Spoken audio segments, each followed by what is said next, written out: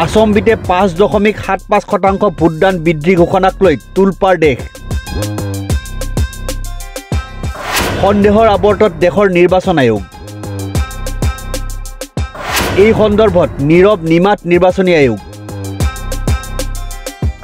প্ৰথম পৰ্যায়ৰ ভোটদানৰ 11 দিন, দ্বিতীয় পৰ্যায়ৰ 4 দিন পিছত আশ্চৰ্যকৰভাৱে প্ৰকাশ পালে ভোটদানৰ নতুন তথ্য।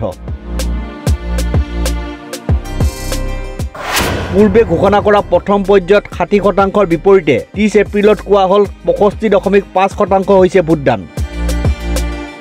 দ্বিতীয় পৰ্যায়ত প্ৰথমে 60.96% ঘোষণা কৰাৰ পিছত কলে 64.7% কৰিছে ভোটদান।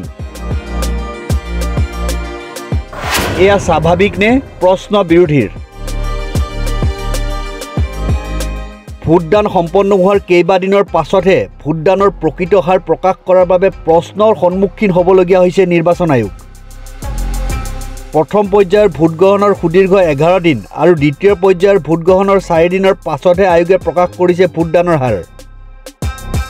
পূৰ্বৰ ঘোষণাতকৈ ভোটদানৰ হাৰ বৃদ্ধি পাইছে 5.75% পৰ্যন্ত।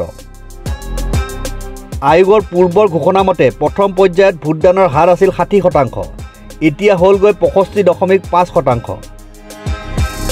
দ্বিতীয় পৰ্যায়ত ভোটদানৰ পূৰ্বৰ হাৰ আছিল 60.96%, আয়োগৰ ঘোষণা মতে এতিয়া হ'লগৈ 64.71%।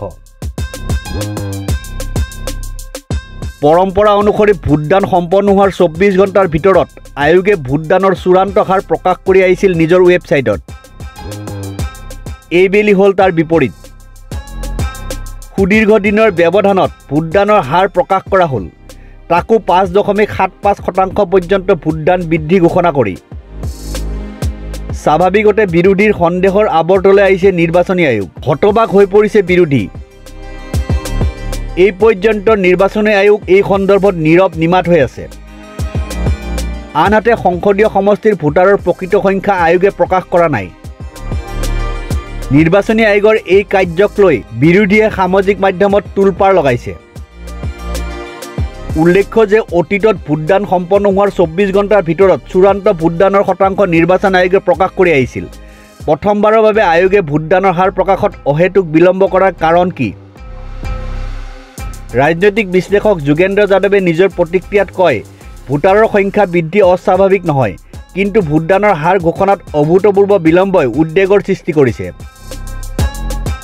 বিৰোধীৰ প্ৰশ্ন, পূৰ্বে ঘোষণা কৰা পৰিসংখ্যাতকৈ 5% বৃদ্ধি হ'ল ভোটদানৰ হাৰ, এয়া স্বাভাৱিক নে?